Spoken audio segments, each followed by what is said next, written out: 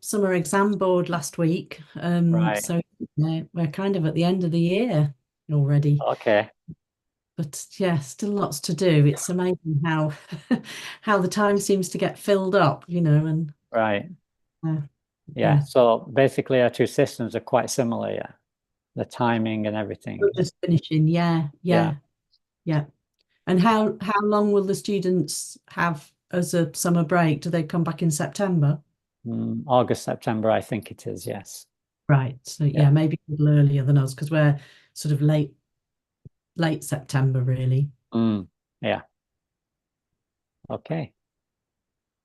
We'll just wait for the students and then we can start, yeah? Yeah, great.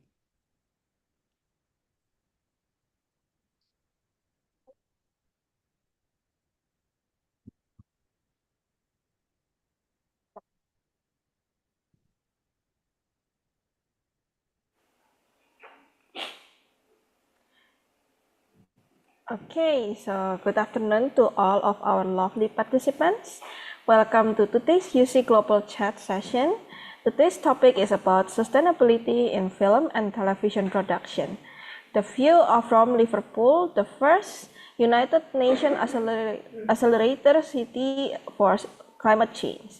Our speaker today is Dr. Sarah from Liverpool John Moores University. She specialized in media production, film studies, and journalism. So you guys will surely get a lot of insight from her. So before our sessions begin today, we will have some reminders and rules for UC students. So for the rules, please attend from the beginning to the end, respect the speakers, and please register before attending the event, and fill the survey at least when we instruct. Next. For the reminders, please register before attending our event and fill the survey as soon as possible because we usually only open it for 5 up to 10 minutes. And please open your camera during our session and take a photo of yourself, name, and time details. Who knows you'll need it. Okay. Okay, so now we will hear an opening remarks from Mr. Stephen. Okay, thank you, Jesslyn. Dr. Sarah and I, we met for the first time in Liverpool in June 2024, which seems like 10 years ago now. And we were actually discussing different programs we could do. And for the last 2 years with UC FitCom, we actually got together with the students and made a short film. And the films are available if any UC students wants to see that. But now it's time to do the next project, which is actually with the School of Creative Industries from both universities. And we have Dr. Sarah today to explain everything about what they're going to be doing with UC and how you guys can actually get involved in this procedure. So Dr. Sarah, I'll give this back to Jesslyn and we can start the global chat. Thank you so much. Okay, now we have here the opening remark from Mr. Stephen. Without further ado, let's hear the core of the session from Dr. Sarah. You can begin your presentation. I'll share.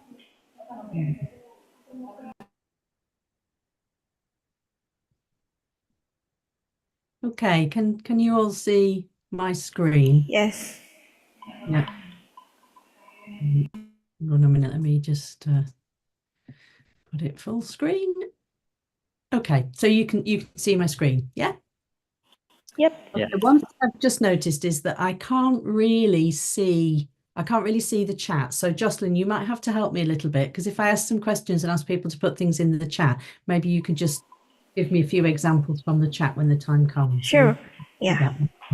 Okay, brilliant.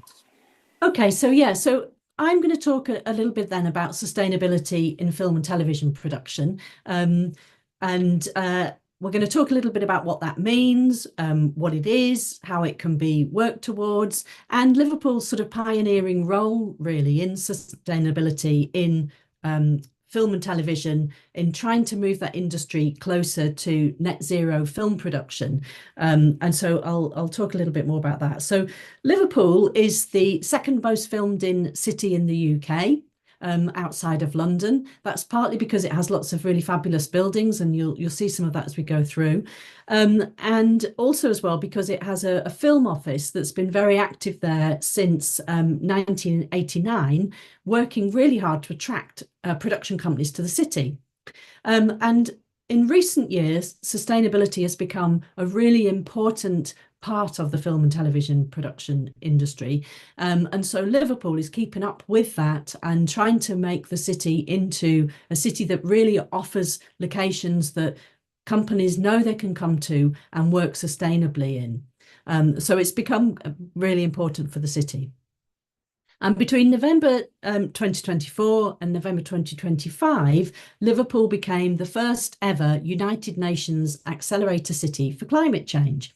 And what that meant was that over that year, Liverpool pioneered and piloted lots of ideas to try to make the city a sustainable location for film and television, and also a sustainable sort of venue for events. So there's lots of cultural events happen in Liverpool. It has a big music scene, and there are lots of cultural events around arts and visual media and music and sort of live events that happen in the city.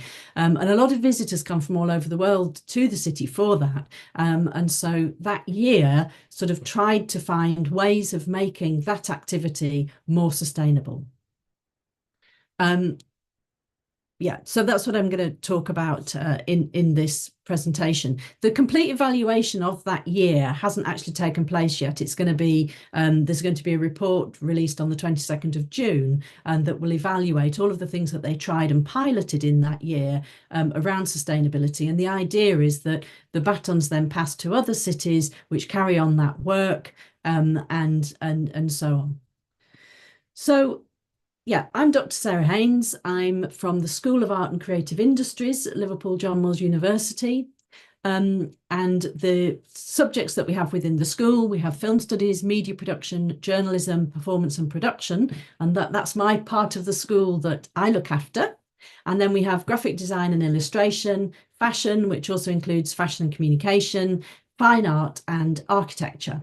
So as you can see from that list, these are all subjects that are about working creatively in sort of design and creative subjects. They're all very practical subjects. They're all subjects that require students to sort of learn vocational design and creative subjects.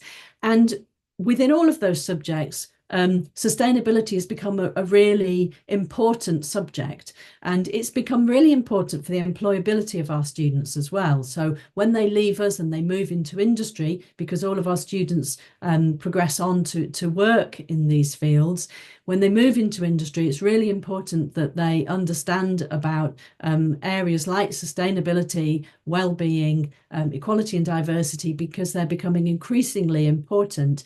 Not just because they're good things to do, but because they're things that actually improve the way that we work. So everybody wants to have an environment that's healthy to live in. Everybody wants to have a working environment where they feel good about themselves and able to contribute, and where they're able to be their best creative self.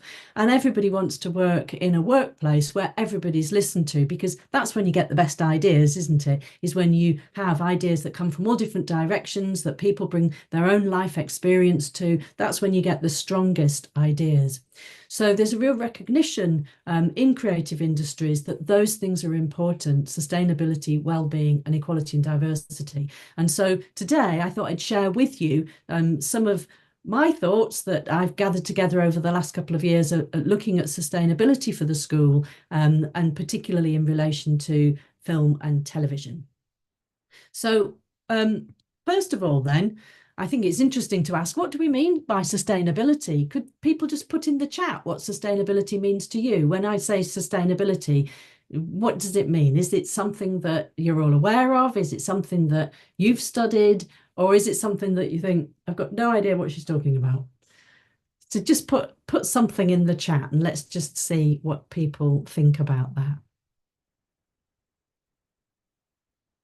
I'll just give you a minute to do that. And Jocelyn, if you can just tell me what sort of things we've got coming up, because I can't see the chat and present at the same time. Sure. So far, I think we are still waiting for the participants to type it on the chat box. I'll also type some. Oh, there is one from Keisha. Concept to save the earth, a more sustainable way to do something. Okay, let's wait for the others, and I'll read it for you if there is any.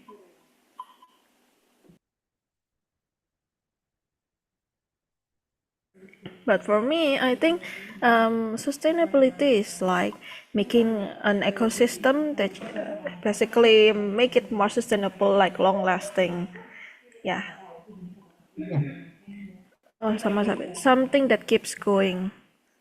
Mr. Stephen typed it as slow fashion. Sustainability is to create a balance between resources and human interests. Yeah. Yeah. Any more? Or do we think that's it? I think that's all. Okay, great. So Yeah. well, for me then, I think sustainability means living and working in a way that is sustainable, where we're not running out of resources, where we're working within our limits, and we're not causing pollution by what we do. We're not making the planet a worse place than it was before we started with the activity that we undertake. So one of the issues that we have at the moment is that we've recognised that burning fossil fuels causes pollution that affects the atmosphere that we are living in. How long do you think that people have known about that? When do you think people first realised that we were causing pollution by using fossil fuels? When do you think people first noticed that? Could you put what year you think that was in the chat? When do you think people first went, hang on a minute, driving cars, burning coal, putting all of this pollution from burning fossil fuels into the atmosphere is causing a problem? When do you think that was first raised? Okay, so we are still waiting. Someone typing it on the chat box. Oh, Keisha answered that maybe quite a long time ago. A long time ago? Okay. All right, that's good. Any years? Has anybody put a year when they think that was? So far, no one's put a year yet. Okay, somebody just take a guess. Do you think it was 2000? The next answer is when the existence of automobile become popular and engineering getting developed pollution slowly since industrial era. Yeah. Okay, well, I'll give you a year if no one's going to guess a year. I was surprised by this, but maybe you won't be because it sounds like you've all already been thinking about this. But the first recorded time when somebody said, hang on a minute, this is causing pollution, was actually in 1912.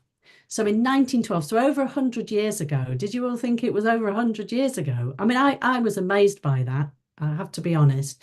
But 1912, so over 100 years ago, in the Waitemata and Kapara Gazette in New Zealand, there was an article that said the furnaces of the world are burning so much coal a year, and that this is uniting with oxygen and adding carbon dioxide to the atmosphere. And this tends to make the air like a blanket for the earth and raise its temperature.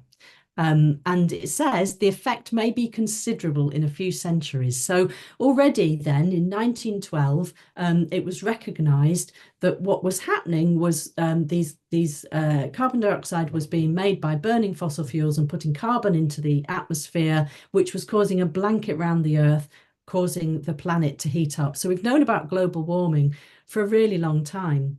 And unfortunately, for various reasons, I guess, We've always thought that science will solve it. We've maybe thought that it's someone else's problem. We've maybe thought, okay, driving a car is not great, but it gets you places faster.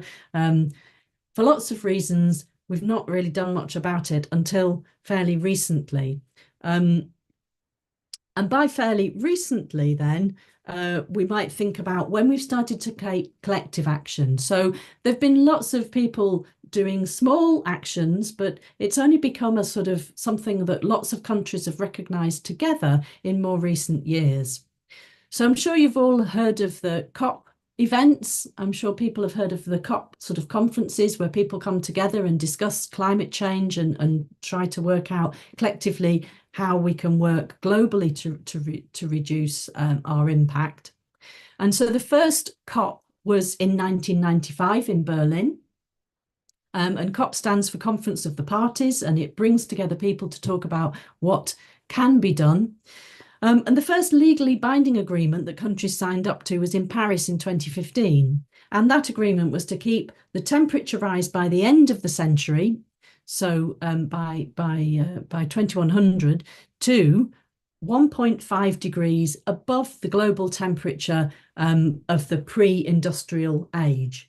So that's the sort of measurement, taking that pre-industrial age, so the time at which we've been warming the planet through man-made activity. And the idea is that we try and keep that within 1.5 degrees. Now, you can see probably from this graphic, if it's big enough to see, that's actually, we're already starting to warm up more than that.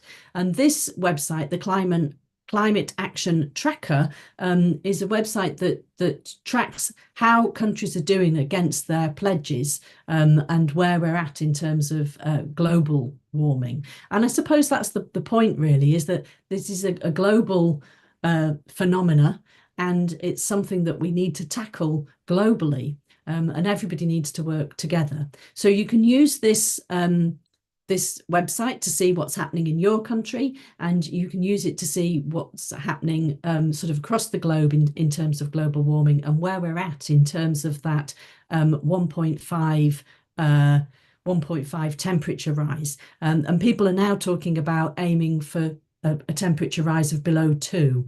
And that's the latest thinking to try to limit it to 2. So you can have a look at that and see, how your country does in relation to that. And just a few then terms that we refer to when we're talking about how we might limit the impact that we have on the environment, and that's centered really around carbon. So not everybody, a lot of scientists around the world, and unfortunately in some parts of the world people are dialing back on this, but generally scientists around the world do agree that we're experiencing man-made climate change. The planet's heating up, and we're experience that because of the carbon that we're putting into the atmosphere, that carbon dioxide that forms this blanket around the Earth, and other greenhouse gases like methane that comes from things like waste that's left in things like landfill sites and releases methane into the atmosphere, and cattle and things like this.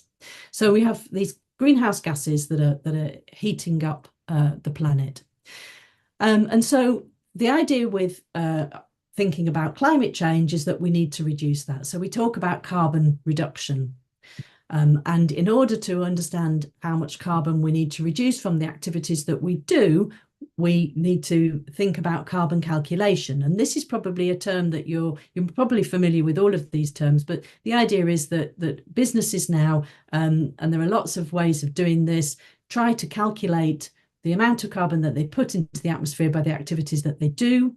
And when they do that, they come up with a carbon footprint. So the footprint that tells us how much carbon that activity puts into the atmosphere. And some companies do what they call carbon offsetting. So they say, we're going to put this much carbon into the atmosphere by the activity we do, and therefore we're going to do this other activity that will offset that will reduce that. So the most common way that people tend to do that with is by planting trees. So trees absorb carbon dioxide and release oxygen. So the more trees we have on the planet, the more we can offset the carbon that we put into the atmosphere. And so you've probably heard of that as a very common way to do carbon offsetting. People plant trees. And sometimes I know when you certainly I've flown on aeroplanes, and people have tried to claim that my flight on an aeroplane has been offset by a tree that's been planted somewhere.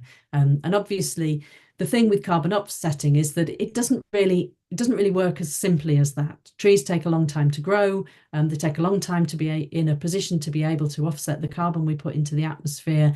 And so carbon offsetting isn't really the answer. The only answer really is the carbon reduction. And in order to reduce carbon, we need to be really aware of where that's happening, where we are releasing carbon into the atmosphere. And we need to think very creatively about how we reduce that. Because our aim is to get to net zero.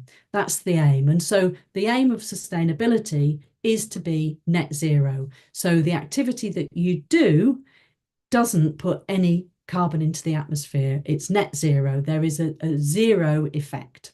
The totality of what you do has a zero effect on the environment. So that's what we're aiming to get towards. So in terms of the film and television industry then in the UK, we have something called Albert. So we have the BAFTA Albert. And I don't know whether if you watch on streaming services, whether this is a logo that's familiar to you from the end of film and television shows that you've seen on streaming services. Is it familiar to anybody, Albert and the footprint?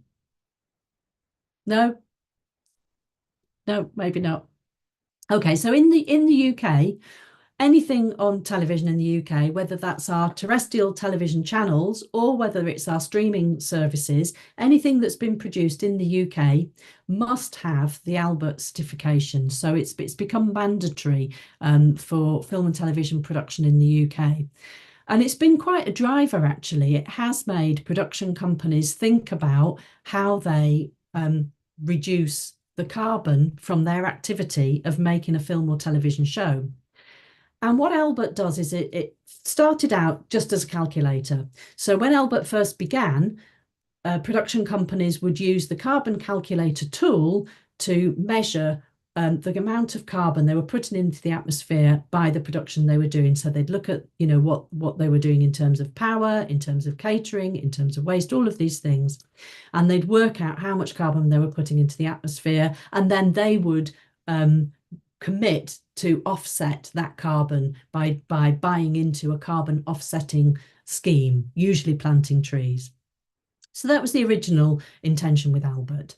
However, as time's gone on, Albert has also got sort of case studies and research elements to it, and has been able to advise and educate the film and television production industry about how they can actually reduce carbon. So lots of different methodologies for using power, for not using generators, for thinking about catering on sets, for thinking about the way they use resources like costumes and sets, the way they dispose of their waste. All of these things then Albert are able to advise about, and recently, over the last 18 months, they've come up with 3 roles that are new roles for the television industry, and have formed a sort of career ladder. So we now have sustainability assistants, sustainability coordinators, and sustainability managers that are at the level of film producer role. And their role in that is to make sure that production companies do actually work in a sustainable way. So Albert's been really pioneering in terms of pushing all of this. And they also have an education partnership that we belong to and other universities in the UK, where we can make sure that our students going into the industry also have these skills and understand whatever department they go into, sustainability should be at the heart of what they do. So if they're part of the camera crew, they understand, how they should be behaving to be more sustainable within the production pipeline. If they're working in post-production, what that means. So something that does go right the way through. Yeah, and the other important thing then to say about Albert is that it's not just about measuring the carbon footprint, it's also thinking about the power that film and television have to deliver a message about sustainability as well. Obviously, we all watch, I don't know about you, but I certainly do. And I think most people watch an awful lot of film and TV, whether that's documentary, whether it's dramas, whether it's entertainment, whether it's reality TV. All of these media, film, television programs we watch have a real influence on the way that we see the world and on our behaviours. They can nudge our behaviour, they can push our behaviour to make us behave more sustainably and to maybe understand a little bit about what's happening around us with the planet. And they can take a lead really on creating a more sustainable way of living and working, not just in film and television, but that people take into their own lives. So the influence of film and TV is something that Albert is very keen to promote as a positive influence on the role of tackling climate change as well. So part of the Albert process now isn't just about doing the carbon calculation. It's about from the moment people think about commissioning or think about putting a television program or film budget and proposal together, the very initial thing they think about is climate and is the planet, and is thinking from the very beginning how through their editorial decisions, how through the stories they tell, they can put out a positive message to encourage people to positively embrace change and think about the impact that they have. And also to then think from the very beginning about the ways in which they're going to produce their work and to think about that as a sustainable way. So the idea now is that people do a forward-looking calculation, think about how they reduce that footprint as much as they can, and then at the end, think about how well they did. So do another calculation that's the actual carbon footprint of the work that they did and see, did they manage to predict, were there things that came up that meant that they did go over their predicted footprint, or were they able to keep that within their budget, if you like, the carbon budget? So Albert's been very influential, certainly in the UK.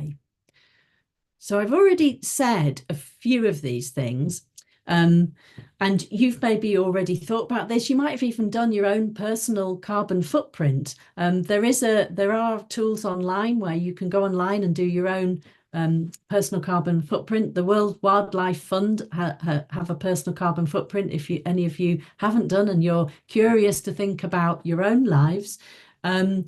So if you look at the WWF carbon footprint tool, you'll be able to do your own calculation if you're interested. But what areas of your life do you think have the biggest impact on climate change? If you can just put that in the chat, what areas of your life do you think have the biggest impact on climate change or on heating the world up? What are the activities you think you do, or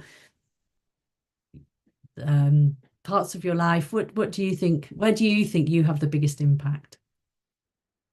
Have we got anything coming up in the chat, Jocelyn? Okay, so far there's no one answering in the chat yet, but I think for me it's air conditioner, of course, and refrigerator. Yeah, I think those two are the biggest impact to the climate change. Yeah. Okay, someone answer technological usage using AI and maybe also daily mobilization. Yeah. Okay, anyone else?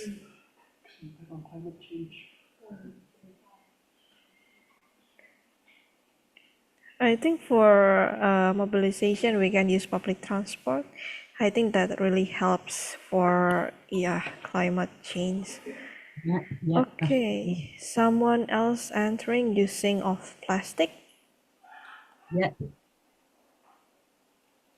Yeah, plastic pollution. Yeah. Okay, transportation. Yeah, transport. Yeah.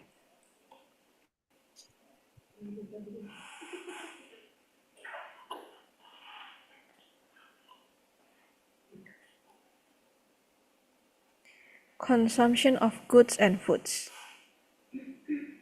Yeah, good to mention foods. Yeah. Okay, so well, the areas that I identified, travel is one of the biggest, is a big one, isn't it? So people traveling, flying, using cars, yeah. So thinking about using public transport, thinking about riding a bike. Does anybody ride a bike? Yes, no, maybe. But yeah, walking when we can. So walking, propelling yourself is the best thing, using public transport, and then thinking about travel. And one of the things that I wasn't aware of until I started looking into this was just classifications of travel as well. So the best way to travel on a plane is to travel economy class because you get more people. So in the Albert calculator, if film production companies fly around the world, they have to think about ranking how they fly. So if you've got I don't know, a film star and you're flying them first class, then that's not good. You should be asking them to think about traveling in economy. And then there's all sorts of practicalities. So sometimes it's not simple. There are practicalities you need to weigh up around that and think about.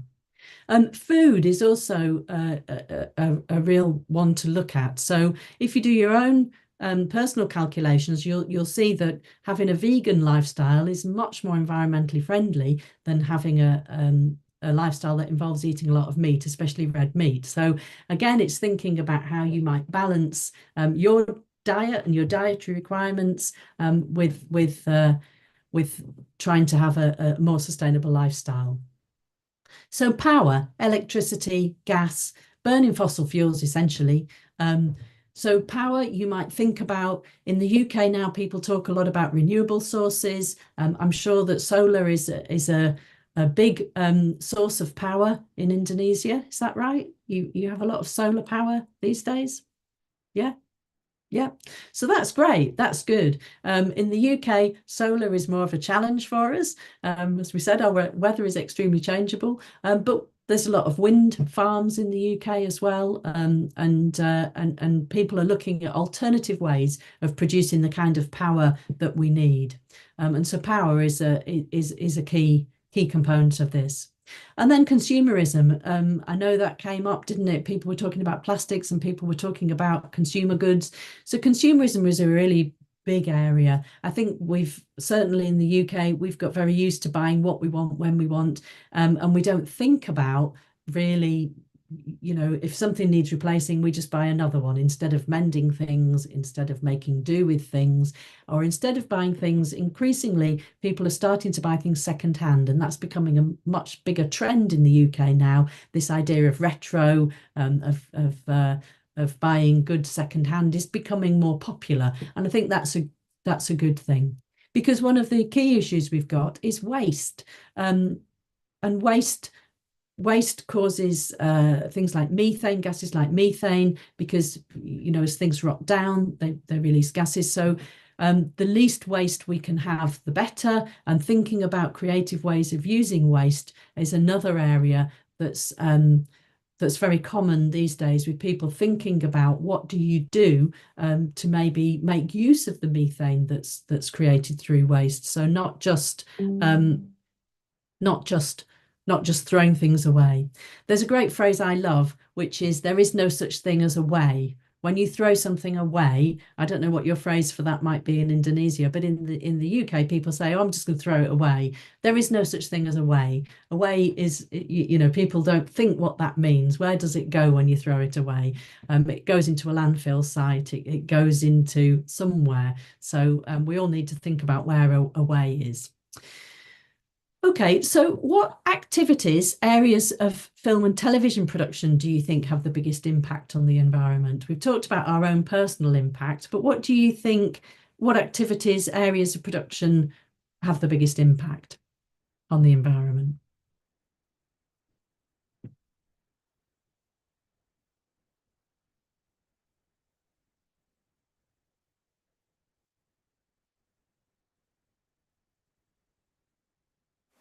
Okay, anyone, if you guys have any answer, feel free to. Oh, okay. Someone answering, not you. And the other one is building awareness about the urgency of saving the environment.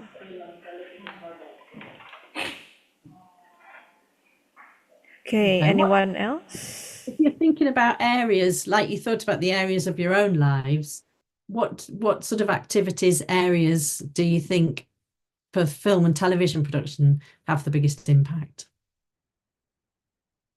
When you think about making a film, the different things that you'll do within making a film, or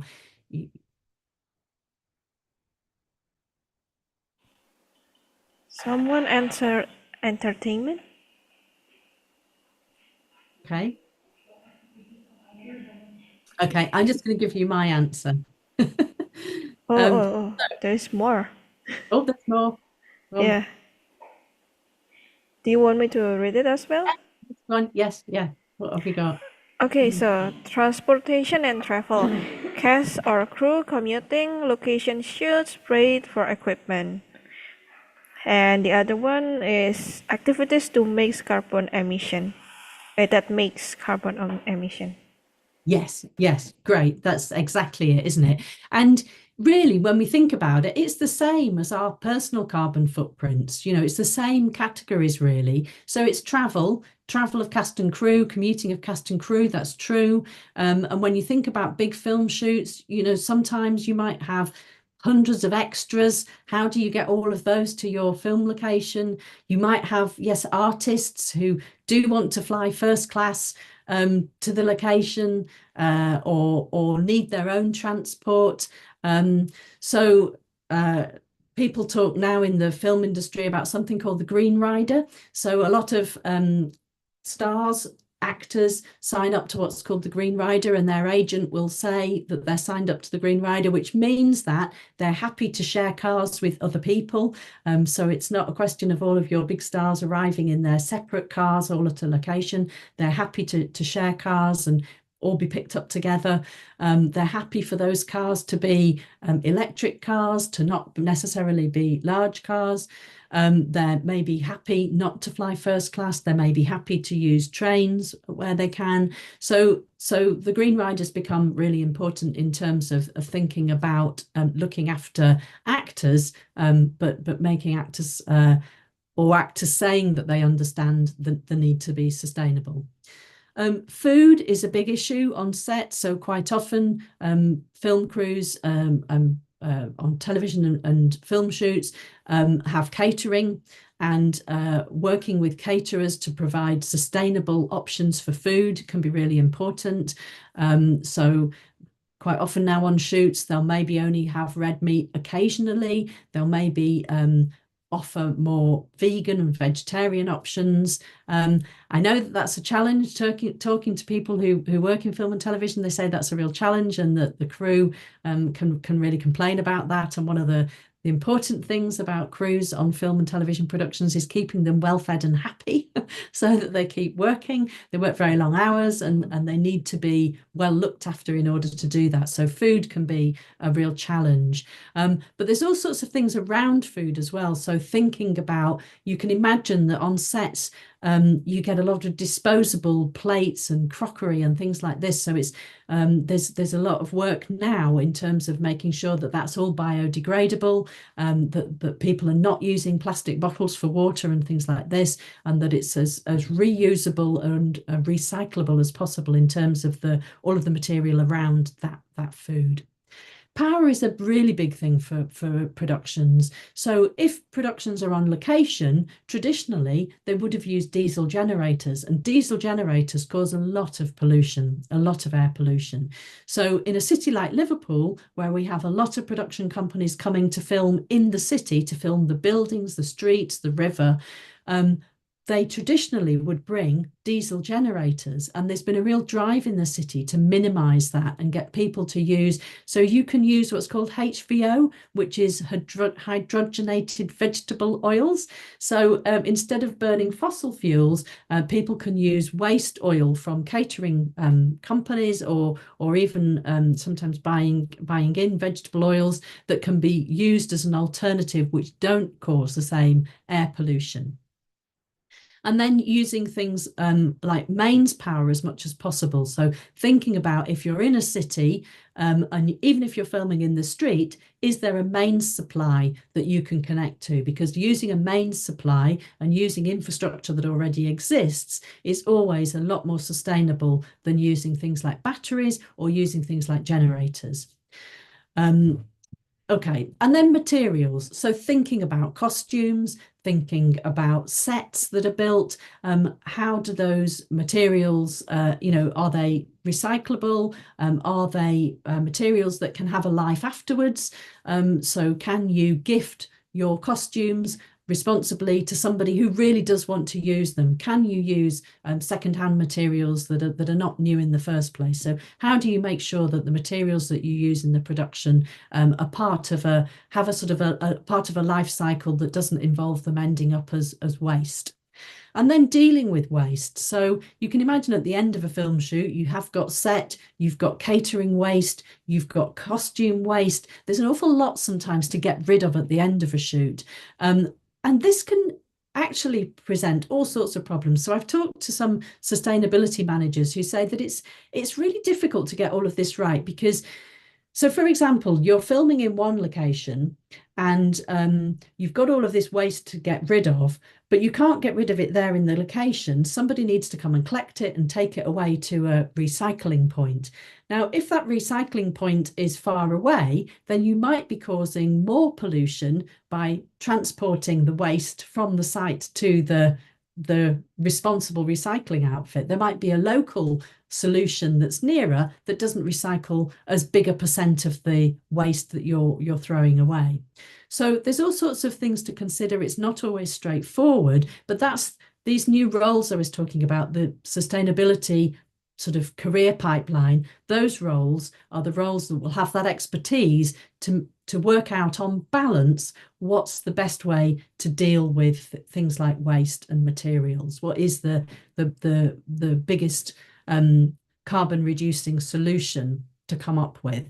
Because there are all sorts of things people have thought of now in relation to all of these.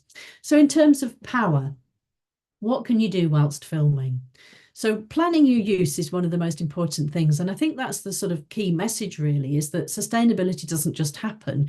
You have to think about it and you have to plan from the very beginning how you're going to work in a more sustainable way. So thinking about filming and thinking about where you're going to be filming is the very beginning of that.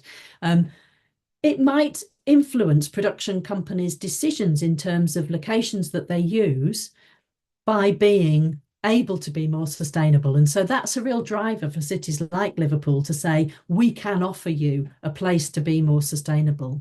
We can offer you a place of locations where you can prioritise mains power, where we can make sure that we've got local suppliers that can give you generators that run off hydrogenated vegetable oil rather than diesel. We've got local suppliers that can do that. So thinking about, can you use the mains? That's the best bet. Grid power, people might call it.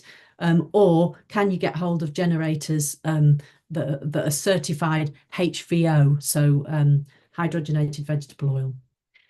Just making sure that everybody on set has got that message that they should turn things off when they're not in use, that they, once they've maybe set the lighting and then there's going to be a break while people rehearse or whatever, turn the lights off, and make sure that everybody understands to do that. Using LED lighting, I think a lot of lighting now is LED, but making sure that you use LED lighting, which obviously takes less power, but also reduces heat emission, and we need to think about that. So Jocelyn, you mentioned about cooling buildings before, about using air conditioning, and again that's the thing, isn't it? Not overheating, not undercooling buildings, and thinking about getting that balance right, whichever hemisphere you're in, whether it's hot or cold, and thinking about how you use power to keep things hot and cold, and thinking about other things that you can do to keep people comfortable while they're working. Correctly sizing generators is another thing. I was reading something yesterday where, and I think we probably all have this, and we can think about it in our own lives, where we almost kind of have a fear of running out of things, or wanting to make sure we've got enough, wanting to make sure that we've got plenty, where in actual fact we should all be thinking about making sure that we just have enough, that we're not over-specking all the time. We're not thinking about having these big contingencies, but thinking about cutting our cloth, really, thinking, what do we need? And it comes back to that planning our use. Sometimes when people are in a hurry, rather than planning what they need, they just gather plenty so that they know they'll have enough. And then that's when we have waste, when we have too much. So thinking about correctly sizing things, and with this idea of generators, it's about making sure that we plan exactly what we need and sticking to that. And using battery-powered equipment and recharging where possible with renewable energy. So thinking about using maybe battery powers again over generators. It might be that using mains and batteries is enough for some productions, and that actually generators are overkill or more than needed. And thinking then again about renewable energy sources. And that's true for things like mains supply and how we charge things like batteries. Materials we've already talked about a little bit. So yes, using secondhand materials whenever we can, thinking about reusing assets from other productions. So a lot of film and television production companies don't have space to store props, and they don't have space to store costumes and things like this. So some places do. So you do get some production companies who work on things like soap opera, where they're using the same props day in, day out, and they have a whole system for cataloguing and storing props. But a lot of film production companies don't do that anymore. However, what we are beginning to see are props houses springing up. So certainly in Liverpool now, there are starting to be props warehouses, and film production companies can donate at the end of a shoot their props to those facilities, so that you are beginning to see reuse between productions. Because when you think about it, that can be massive, can't it? If you've set up a whole house with everything in it, you've set up costumes, so you can end up with quite a lot of materials that you've got to get rid of at the end. So being able to sort of share with other productions makes perfect sense. And donating unwanted items as well. However, making sure that they are really being given to somebody who wants them and not just dumped. But that can happen too. There might be local community organisations who'd be really glad of some of the things that production companies have bought just for a shoot. Thinking about low impact materials as well. So water-based paints, Forestry Commission approved timber, so that you're not using prime forest for any timber that you're using, ethically produced cardboard, this sort of things. People have experimented a lot with things like cardboard sets. That's become another sort of innovation, if you like, the creative innovation that people come up with, the idea of using cardboard sets. And then storing materials carefully. So that idea of, if you're going to reuse something, then you need to look after it. So making sure that the message is passed on set, that things need to be taken care of so they can be reused or gifted to somebody. Finding people who will get rid of waste responsibly, and give an accurate waste report. So sometimes for the carbon calculation, you do need to know exactly how things are being disposed of. So just having somebody take it away, it's that idea of away again. Away doesn't exist. Where exactly is your refuse going? And then things like food, keeping it out of landfill. So at the end of shoots, thinking about what you do with the food that you have at the end. And again, that might be something that can be donated. There might be local charities that distribute food, and thinking about how you do that. Travel and transport, everybody identified. So avoiding things like domestic flights, whenever you can, thinking about traveling by train or bus, thinking about people sharing cars, so pooling transport when possible, people sharing cars, thinking about electric vehicles and making sure that you've got charging points for those, using the right vehicle for the job. And again, it's down to that, not having some great big limousine for your star actor, but thinking about actually having something that is more sustainable, and booking economy flights. one of the things back to planning is that minimizing distance between locations. So thinking about when you plan your shoots, how you make sure that you're not, you're not traveling long distances when actually you could use locations that are much closer together. So back to planning.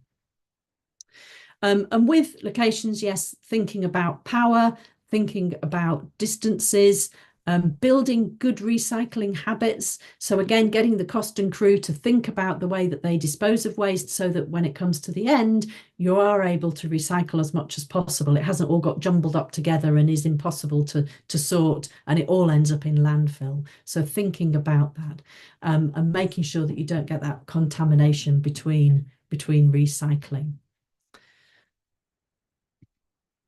And catering, making sure that your food is as ethically sourced and local as possible. So again, thinking about, people talk about food miles, don't they, in terms of, transporting food, having food that's travelled a long distance instead of food that's locally grown or locally sourced. And thinking about how you might influence cast and crew in terms of the choices they make in terms of what they eat. So, you can make sure that people on set are having healthy food, but are choosing to eat some of the more plant-based menu items over meat. And yeah, donating to local charities, managing food waste. So food might be composted, anaerobic digestion, which is sometimes converting food into fuels and things, and avoiding single plastic. I think somebody mentioned plastic before. That's obviously a really important aim to have. And so lots of people have come up with really interesting ways of doing this. And I've just got a couple of case studies I'll quickly talk about. So the film 1917, which was a Sam Mendes film, was the first ever a feature film to be awarded Albert certification back in 2020. There've been lots since. And as I say, it's very much encouraged that people learn from each other and try to make sure that they pick up on innovations that people have used on set. So it was the first feature film, as I say, to be awarded Albert certification. They thought very carefully about how they filmed. They thought very carefully about the waste that they used. So reusing water bottles, reusable water bottles are a real thing now, aren't they? But back in 2020, that wasn't something that people necessarily were quite as au fait with, were quite as common on set, but that's something that they did. They used the vegetable oil generators rather than diesel. They shot primarily in the UK. I know that I think they used an old army base and they did a lot of their filming there so that they were able to sort of keep their travel down to a minimum. One of the interesting things that they did, they donated a lot of their costumes, and they donated, so 1917, it was a film about the First World War in Europe. It involved a lot of dead bodies. And so they had a lot of props, these dead bodies that they used all over the place because it was about the terrible war in the trenches in France. And they had an awful lot of these that they had then at the end to reuse. So they did manage to reuse those props. Those, as it says here, the prosthetic department did manage to reuse a lot of the props, these sort of dead bodies and body parts that they'd had in another series. So rather gruesome and grim, but they managed to pass that on. And yeah, thinking about damage to the ecosystem, we'll come on to that in a moment. But again, thinking about where they filmed this, they had to make trenches. So they thought very carefully about where they were going to make those trenches. And as I say, I think they used an old army base in order to do that. But there's an article there from the London Film Academy about this, if people would like to find out more. And then this is probably a program that you may or may not be familiar with, possibly not. It's quite a sort of a big program in the UK. It's called Love Island. It's a reality television program. And I've put it here because it's sort of the least likely to be seen as sustainable when you think about it, but actually it's made quite a lot of efforts to be sustainable. So Love Island, it's an island where couples go and the idea is about having romance and meeting people, and it's yeah, it doesn't seem like it represents a very sustainable lifestyle at all. But what's interesting is that the demographic it appeals to lots of young people who otherwise might tend towards being quite consumeristic, quite concerned with their appearance and fashion. So there's a lot about fashion and makeup and looking good and all of this. And so it's quite a good audience to target, really, in terms of getting them to think a little bit about consumerism, to think about where their clothes, makeup and everything comes from. And so it's taken a real lead in terms of promoting a more sustainable lifestyle that is still I suppose still feeds into wanting to look your best and wanting to be fashionable, and it promotes second-hand style. So there've been episodes where people have been encouraged to find things on second-hand sites like Vinted and eBay, and to think about pre-loved fashion, and to think about how you can be creative and individual by using pre-loved items. And so that's it's quite good in terms of doing that. So it's really gone for that, being creative, yeah, self-expression through pre-loved fashion. So it's quite a good example again of how the production company thought from the very beginning of that program, how they could use that program to have that influence and do something different. So I'm just going to move on now to talk a little bit about biodiversity. So as well as adopting good habits to be more sustainable, it's also about trying to minimize harm when production companies go on shoots as well. And I'm sure that these are some of the things that you might have thought about in terms of filming in Indonesia. So there's sort of two areas of risk then in terms of risking biodiversity when we're out and about filming on location. One is in terms of the habitat that we're in, and the other is in terms of the species that we might come across. And obviously in terms of habitat, we might think about material contamination. So whenever we go to film somewhere, we need to make sure that we don't leave anything at all behind. We don't leave any litter.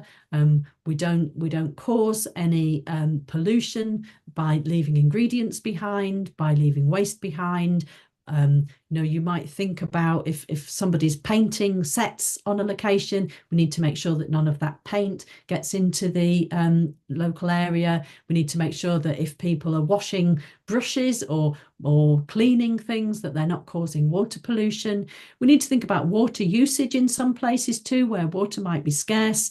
And we need to think about making sure that any structures that are put up are taken down responsibly, and that when they're put up, they don't cut down vegetation or they don't squash things. So quite often you can put a surface down on the ground so that the ground underneath isn't too compressed. If you've got big lorries coming in to deliver things or sets that are heavy, you need to make sure that they're not squashing the ground that's underneath them.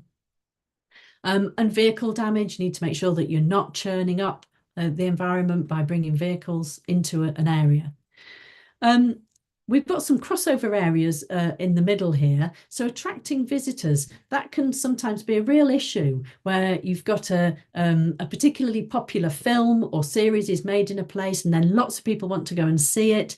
And suddenly then you get a lot of tourism that's causing a problem in an area where something was filmed. So you might introduce non-native species. You might be filming somewhere and you might want to put plants in this area that don't naturally occur there. You might want to pretend that this area is somewhere that it isn't. We all know that locations are often dressed as completely different cities. So I'll show you that in a moment. But it could be that in doing that, you introduce non-native species that then become a problem. So seeds, end up in an area where they shouldn't be. In terms of species then, you might think about the way that filming in an area can have an impact on the local animal and bird life. So things like noise can be really disturbing for animals that don't normally experience those noises where they live. Light pollution can be a real issue. It can trigger all sorts of things to happen or not happen. Drones can cause things like fear, because obviously this is going to be something that makes a noise that, again, animals are not locally used to. Portrayal can be a real issue as well. Sharks have come in for a really bad press, haven't they, with films like Jaws, you know, and so portraying things in a negative way can have a really bad impact, can make people fearful of species that needn't be fearful of. It can make people then react to species in a way that's not good for that species. And there can also be a rise in demand for some species. There have been instances that you may be aware of where certain animals have become very popular as pets, and they're not suitable as pets, and that's had a real impact on them as a species, and caused all sorts of animal cruelty and animal trafficking, because a particular film or television program has made a particular animal popular as a pet when it really isn't appropriate. Okay, and then blocking access, that can be something where, you know, obviously where people are filming and animals that would normally be in that place become displaced, and don't have access to the facilities and locations that they're usually in. So lots of things there for us to think about when we're going out filming on locations in terms of biodiversity. So back to Liverpool then. So we've talked a bit then about what sustainability means. We've talked a bit about what impact film and television production can have in terms of sustainability. And we've talked a little bit about some of the creative solutions that production companies have come up with in terms of this challenge to try to have influence in terms of their editorial decisions, but also to try to make sure that their production doesn't make things worse, and you know, try to produce things in a sustainable way. So in 2025, then, as I say, Liverpool from 2024 to 2025 was the UN Accelerator City. And as I've said, Liverpool is the most filmed in city outside of London. In 2025, the Liverpool Film Office say that the region hosted 263 film and TV productions, which accounted for 1,254 filming days.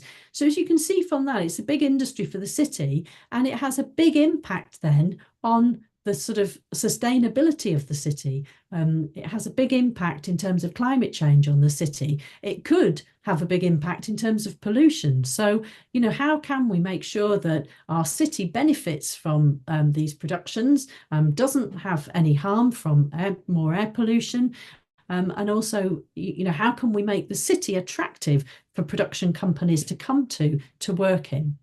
So the city is providing things like a battery farm. So having a farm of batteries that production companies can hire out, that are powered by or recharged by sustainable means using renewable energy sources. We've got some studios now. There's a series of studios in Liverpool called the Depot, and the Depot has met the Albert sustainability standards. It's got a really high sustainability rating, and so that's very attractive for production companies to come to, because then they'll be able to reduce their carbon footprint by using those studios. They've got databases of local suppliers and crew. So this has been really good for Liverpool, because the idea of sustainability is about using local people as crew rather than production companies bringing all of their crew from London, which did used to happen sort of 20, 30 years ago. If there was a production in Liverpool, you could guarantee that very few people on the set were actually from the city. They'd mostly travelled up from London and were staying in hotels. Whereas today, there's much more local crew, and the city has got much more of a commitment to train people to be part of that crew base, so that production companies that are maybe not from the city come to film in the locations, but use local people to do that. The city have also thought about access to mains power in key locations. So there's about 5 key locations in Liverpool that get filmed in a lot.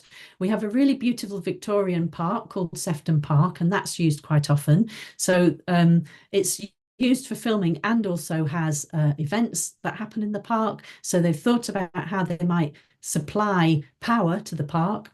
We have a pier head. So we have a sort of a waterfront on the river. And and that's used a lot as a location. It has some very iconic buildings. It also has a street called Water Street that looks a little bit like New York. And so quite often production companies will come and film there and make Liverpool look like New York. So some of those very popular places to film are places now that the city are looking at supplying mains power to, so that production companies don't have to use generators, but use the mains. And thinking about everything needed all in one place. So trying to think about making the city, which is quite compact as a city, but trying to make it so that people can get around it, production companies can get around it and film in locations that are quite close together so that they minimize the transport and travel. So this is a slide of some of the productions that have been in Liverpool in recent years. As I said before, the Liverpool Film Office has been in the city since 1989 and has made the city a really popular place to come and film. Production companies come time and again, and that's partly because they've been able to sort of build up a sort of a database, if you like, of all the different things that the city can be. So you can see top left there with the sort of yellow taxi disappearing. That's Liverpool as New York. That was a film, Florence Foster Jenkins, about a sort of New York socialite. And that's a street called Water Street in Liverpool, which looks a little bit like sort of 1920s Manhattan. And that's been used in a lot of films to stand in as America. The Batman was a film that filmed in Liverpool not so long ago that also had Liverpool cast as New York. There's another area of the city around something called St. George's Hall, where you'll often see films that are made, and it's quite funny. It's quite disconcerting as somebody from Liverpool to be watching a film and think, hang on, that's really not New York. That is in fact Liverpool. But it was used in The Batman. It was used in Fantastic Beasts and Where to Find Them. It's a very iconic building in Liverpool, but it can be made to look like other places too. And you'll see top right, it's also been made to look like Berlin. Munich, sorry, and it's also stood in for Moscow in the past. So it's a very versatile city, and some of the buildings are able to look like other locations.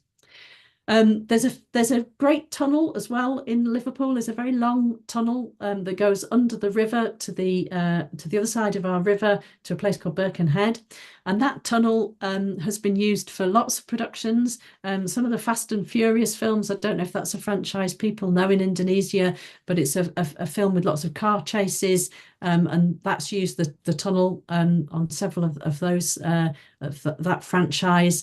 And we have down there, bottom left, I don't know if people recognise that. I don't know if Harry Potter is popular. The Harry Potter films are popular in Indonesia, but Harry Potter, I think that was the first ever film, the Harry Potter and the Deathly Hallows, that was filmed in the tunnel as well. And bottom right, that was one of the Sherlock films with Danny I've forgotten his name now. Sorry, forgotten his name. But the bottom right is the Sherlock Holmes films that were filmed in Liverpool. And again, Liverpool has a lot of old buildings. It has a lot of old warehousing. It has a lot of Victorian housing. And so it can be made to look like different periods as well. So time periods are really easy to do in Liverpool. And the Liverpool Film Office is really good at helping production companies make all of these scenes possible by stopping the traffic. They do all sorts of things like covering up yellow lines or traffic signals or traffic lights. There's lots of different ways of masking these things. And so the Film Office is able to work as part of the City Council to help production companies achieve these kind of period settings or make the city look like a city from another part of the world. And doing so today in a sustainable way. So again, the Film Office has databases where people can find out where to get rid of their waste responsibly, what local crews they can find, local caterers, where they can find props. As I say, we've got things like prop sharing and props facilities that people can tap into, so they're not buying new, but also where they can leave things at the end of their shoots. Okay, so just a word then at the end, just to say there is a lot we can do, and I hope nobody has felt gloomy after this talk, because I think there's a real danger with talking about sustainability and climate change, that we can all feel a bit hopeless about it. But I think that we should all be optimistic. We should recognise the things that we can do, because there's a lot that we can do, and we shouldn't wait for other people to come and do this. This is a problem we all have to solve together. And whatever careers you go into, think about how you can make a positive change and how you can influence the people around you. And I'm going to stop sharing there. And thank you very much, everybody. Just got a little bit of time for questions if anyone has a question. Okay, so let's see.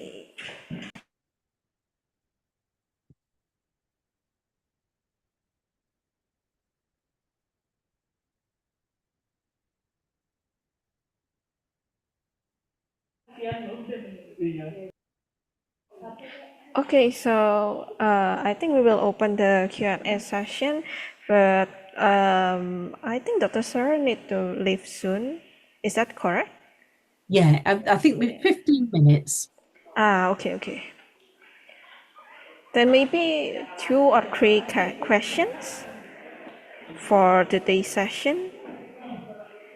Okay, but while we are waiting, I do have a question for you, Dr. Sarah. You mentioned about electric vehicle. What do you think about electric vehicle? Is it better than normal vehicle, since its residual battery can also end up in landfill and will pollute the land? Yeah, no, you're right. I mean, the best thing to do is to walk or cycle if you can. But electric vehicles are less polluting than petrol vehicles, I suppose. And I think that's the thing for me with sustainability, is that unless we completely change the way we live, then we need to make some compromises, and we need to always think about what's the least harmful way that we can do things. In a perfect world, yes, we wouldn't travel. We would all stay locally. We would walk and cycle. But we are going to travel, aren't we? And so what's the best way to do that? Traveling by train, public transport, that's the next on the list. But if you really do have to drive, then yes, having a car that's an electric car and looking after it. And I think, not throwing things away, that idea of where is away, I think we should all be asking ourselves that. Where do things go when we throw them away? Because they don't disappear, they go somewhere. And where is that? Okay, thank you for your answer. Okay, so we now have a question. I agree from Anga Jovanka. So the question is, I agree the utilization of sustainability would also saving so much energy like battery saving etc. However, in the perspective of Indonesia, some items aren't available that makes us go with unsustainable method, and in certain situation could be cheaper. Would you mind to share from your perspective how at least the sustainability on making movie could be equally distributed to each country, in this case Indonesia? Yeah, I mean, that's a really good point. And I think one of the areas as well that people often talk about is climate inequality, and how it's not only is there an inequality in terms of access to more sustainable ways of doing things, there's also an inequality in terms of the effect of climate change as well, and that some of the most polluting countries don't experience as big an effect from the impact of climate change. So there are lots of inequalities there. And I think that we all need to just do what we can and work towards being as sustainable as we can, and bring to bear the sort of influence and pressures. Sometimes that's to do with market forces, isn't it? Sometimes things are not available in one country because there isn't perceived as a market for that thing. So, in terms of the way that we work, I think that we just have to be as sustainable as we can and use our influence as consumers. So, buying the things that we want, or trying to make a market for the things that we want to buy. And sometimes that is difficult, and I accept that sometimes people can't afford to do that. They can't maybe afford to be as sustainable as they want to be. But it's about us all getting there together, isn't it? And people doing what they can within their means. Okay, so maybe another question is available in the comment section. And I think this will be the last question since we need to close the Q&A session soon. Okay, so the question is from Dila. Do you think the sustainability in film production is genuine commitment, or is it just trend or even greenwashing? Okay, now that's interesting. I mean, I think that there is a genuine commitment by most people these days, because I think most people, certainly in the people that I meet, I think there is a real commitment. But I take your point that there is also a lot of greenwashing, and sometimes people do just want to be seen to be doing the right thing. I think it's hard. I think that sustainability isn't easy, and it's making those choices, because I say sometimes you might think you're going to get rid of your waste by using this waste disposal company, but then actually they're spending, it's costing more in terms of carbon emissions for them to come and collect your waste and take it over here. So sometimes it's not simple. Yeah, it's not easy, but I think that it's better to be doing something rather than nothing. And even if people are thinking of greenwashing, it's still putting out the message to other people that this is important, if you see what I mean. It's better than saying, well, I don't care and I'm not going to do anything, because I think that sort of attitude encourages other people then to think, oh, well, what's the point? I think at least if people are publicly saying they're doing something, it makes people feel it's important. I hope that answers your question. But it's definitely a very good point to raise greenwashing. I mean, it is an issue. Okay, I think that's the last answer. You received a thank you from Dila. Okay, so I think I can relate a lot, like much with you with what your material. So it's because I'm actually an alumni from visual communication design, and I know one or two things about film production. I've ever made like a short movie, and yes, there is a lot of ways like. We use lighting for day setting during the night, which is actually needs a lot of lights and so much more equipment. And also we have to pick up the actor by using car from his home to the shooting location, and then the catering leftovers and so much more. So I think as an alumni, if I do another shooting, then maybe I should consider like a lot of things you just mentioned in this presentation. Yeah. Okay, so I think we can now do the photo session. So everyone, please turn on your camera.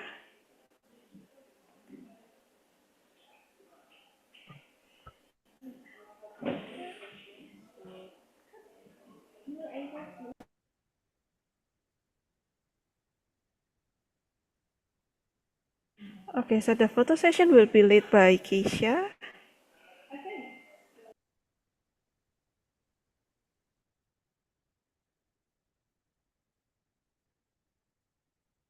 Okay, she seems like she have a trouble with speaking, so I'll do the counting.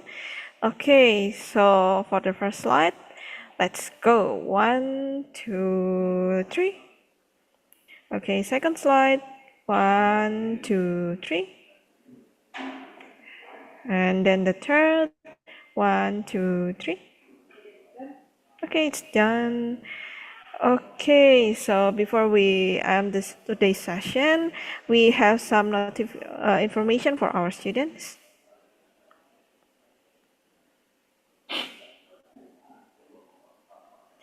So this is our WhatsApp channel. If you need information about international events, latest UCIC updates, and also Kappa International office, please join the WhatsApp channel. And if it's specific only about CAP information, then you can read the file below. Next. So this is our upcoming global chat, and you can register at the link below. And for our international programs, we have exchange and also any other programs. Feel free to take a look or maybe register at the links below.